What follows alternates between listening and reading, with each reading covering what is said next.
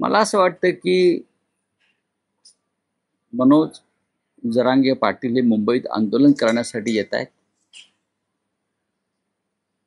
त्यांच्या मागण्यांविषयी मुख्यमंत्री देवेंद्र फडणवीस आणि त्यांच्या सरकारला नव्यानं माहिती द्यायची गरज नाही.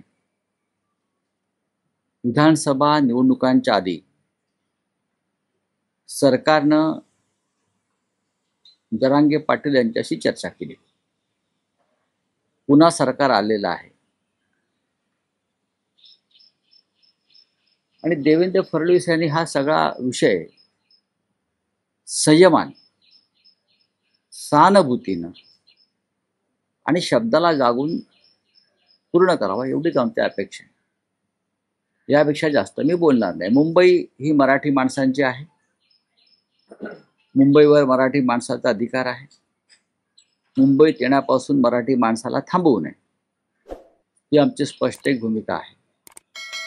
लोक जर कबुतरांसाठी आंदोलनं करू शकतात आणि सरकार त्यांना परवानगी देतं, तर मराठी माणसाला त्यांच्या मागण्यांसाठी आंदोलन करण्याचा अधिकार आहे, मग ते कोणी असो. जर कबुतरांसाठी आंदोलन होऊ शकतं या मुंबई शहरामध्ये, मग मराठी माणूस जर त्यांच्या मागण्यांसाठी सरकारकडे महाराष्ट्राच्या राजधानी मराठी माणसाची आहे, ती विदर्भातल्या लोकांची आहे, ती मराठवाड्यातल्या जनतेची आहे, ती कोकणातल्या लोकांची आहे, ती पश्चिम महाराष्ट्रातल्या मराठी लोकांची आहे. तर अशा प्रकारे जर त्यांनी आपली भूमिका मांडण्यासाठी मुंबईची निवड केली असेल, तर मुख्यमंत्र्यांनी आंदोलकांशी संवाद साधणं गरजेचं आहे आणि ऐन गणपतीमध्ये या मुंबईतली कायदा आणि सुव्यवस्था या संदर्भात काळजी घेणं गरजेचं आहे. एवढंच मी सांगेन. पण राऊतसाहेब, मराठा आरक्षण हा विषय असा आहे की ज्या मराठ्यांना आरक्षण देण्यापेक्षा त्यावर राजकारण जास्त होताना, हे राजकारण आम्ही करत नाही आहोत. हे बघा, हे राजकारण जे आहे जाती जातीमध्ये भेदाभेद करण्याचं काम गेल्या 10 वर्षात जास्त झालं. मग तिकडे नरेंद्र मोदी केंद्रामध्ये असतील आणि महाराष्ट्रामध्ये देवेंद्र फडणवीस असतील. जाती जातीचे तुकडे पाडायचे. हिंदुहृदय सम्राट शिवसेना प्रमुख बाळासाहेब ठाकरे यांनी जी मराठी माणसाची भक्कम एकजूट या मुंबईमध्ये किंवा महाराष्ट्रात उभारली, मराठा मराठेतर ब्राह्मण ब्राह्मणेतर घाटी कोकणी स्पृश्य अस्पृश्य 92 कोळी 96 कोळी हा जो काय त्यांनी एक मंत्र दिला, त्या मंत्राच्या ठिकऱ्या उडवायचं काम गेल्या 10 वर्षात प्रामुख्यानं झालं. मराठी माणसाची भक्कम एकजूट टिकू नये, राहू नये यासाठी देवेंद्र फडणवीस यांनी राजकारण केलं, सत्ता मिळवण्यासाठी. आज जाती जातीमध्ये आणि पोट जातीमध्ये आगी लागलेल्या आहेत. हे कधी महाराष्ट्राचं चित्र नव्हतं. हे या राज्याचं दुर्दैव आहे. आणि रोज कुठे ना कुठेतरी जात विरुद्ध जात असा संघर्ष पेटल्याची बातमी ही आमच्यासारख्या हिंदुहृदय सम्राट शिवसेना प्रमुख बाळासाहेब ठाकरे यांच्याबरोबर ज्यांनी मराठी एकजुटीसाठी काम केलं त्यांच्यासाठी वेदनादायक आहे. मनोज जरांगे पाटील हे मोठे नेते आहेत. त्यांच्या पाठी त्यांचा प्रचंड प्रमाणात समाज आहे. ते त्यांच्या समाजाच्या काही मागण्या घेऊन रोजगारासंदर्भात, आर्थिक अडचणीसंदर्भात ते सरकारकडेच मागणी करणार ना. ते प्रेसिडेंट ट्रम्पकडे ते मागू शकत नाहीत किंवा फ्रान्सच्या राष्ट्रपतीकडे मागण्या मागू शकत नाहीत. ते नरेंद्र मोदी किंवा देवेंद्र फडणवीस जे राज्याचे मुख्यमंत्री आहेत. उद्या जर तुम्ही मुख्यमंत्री नसाल तर दुसरा मुख्यमंत्री असेल, त्याच्याकडे ते आपल्या मागण्या मागतील. उद्या प्रधानमंत्री मोदी नसतील, दुसरे कोणी प्रधानमंत्री असतील तर त्यांच्याकडे मागणी मागितली जाईल. व्यक्तीकडे मागत नाही आहोत. तुम्ही आमचे पालक आहात. तुमच्याकडे जर काही मागण्या घेऊन लोक मुंबईला आलेले आहेत मराठी, तर तुम्हाला त्यांच्याशी संवाद साधावा लागेल.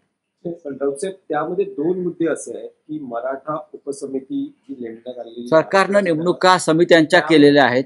त्यावर विखे पाटील असं म्हणतात की 4 वेळा मुख्यमंत्री राहिलेले शरद पवार किंवा मुख्यमंत्री राहिलेले उद्धव ठाकरे या विषयावर गप्प का आहे? प्रश्न असा आहे की कोणीही गप्प नाही. माननीय उद्धव ठाकरे साहेबांनी असतील किंवा शरद पवार साहेबांनी त्या संदर्भात वारंवार आपल्या भूमिका स्पष्ट केल्या आहेत. आज सत्तेवरती गेल्या 10 ते 11 वर्षापासून, त्याच्या आधी आपण आहात, आपल्या अध्यक्षतेखाली समिती आहे. केंद्रामध्ये 10 वर्ष नरेंद्र मोदी आहेत, हा केंद्राच्या अखत्यारीतला विषय आहे मोठ्या प्रमाणात. नरेंद्र मोदी काय करतायत? आश्वासनं देत फिरतायत, लोकांना टोप्या घालत फिरतायत. देवेंद्र फडणवीस नाही म्हटलं तरी 5 वर्षापेक्षा जास्त काळ मुख्यमंत्री आहेत ना. तुम्ही प्रत्येक वेळा दुसऱ्यावरती, म्हणजे हे खापर तुम्ही पंडित नेहरूंवरती पण फोडू शकत नाही. नेहरूंनी केलं. तुम्ही आहात ना राधाकृष्ण विखे पाटील, हे ज्येष्ठ मंत्री आहेत. राधाकृष्ण विखे पाटील हे अनेक वर्ष त्यांना प्रशासनाचा अनुभव आहे. ते काँग्रेसच्या राजवटीत सुद्धा सत्तेत होते. त्याच्या आधी सरकार होतं शिवसेनेचे, त्याच सत्तेमध्ये होते. आपण सुद्धा सत्तेमध्ये होतात. एकनाथ शिंदे हे अनेक काळ सत्तेमध्ये आहेत. तेव्हा तुम्ही शरद पवार साहेब काय करतात, उद्धव ठाकरे साहेब त्यांनी काय केलं, हे प्रश्न निरर्थक आणि मूर्खपणाचे. या आंदोलनाच्या माध्यमातून देवेंद्र फडणवीस यांना टार्गेट करण्याचा प्रयत्न आहे. कारण मनोज जरांगे हे एकनाथ शिंदे, अजित पवारांचं गुणगान करतात, पण संपूर्ण हे पहा की या विषयावरती मी कोणते भाष्य करणार नाही. ते राज्याचे मुख्यमंत्री आहेत. मी इतकं सांगेन, मुख्यमंत्र्यांनी आंदोलकांशी संवाद साधला पाहिजे. कारण हे आंदोलन साधं नाही आहे, हे आंदोलन सोपं नाही आहे. लाखोच्या संख्येने जर मराठी माणूस या मुंबईमध्ये येणार असेल, आला असेल, येत असेल, तर त्यांच्याशी तुम्हाला थेट संवाद साधल्याशिवाय शांतता राहणार नाही. टायमिंग कुठे ना कुठे चुकतं असं वाटतंय. मुंबईमध्ये असं आहे की नाही बघा, आंदोलन हे आंदोलन असतं. नक्कीच मुंबईमध्ये गणेशोत्सव मोठ्या प्रमाणात आहे, पण शेवटी त्याने आंदोलनाची एक तारीख घेतलेली आहे. पण शेवटी राज्याचे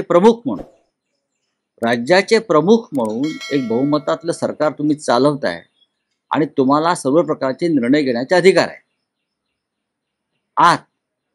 त्याच्यामुळे तुम्ही आणि तुमचे 2 उपमुख्यमंत्री ज्यांनी जरांगे पाटलांची भेट घेऊन त्या संदर्भात थेट चर्चा केल्याशिवाय या प्रश्नाला गती मिळेल किंवा जे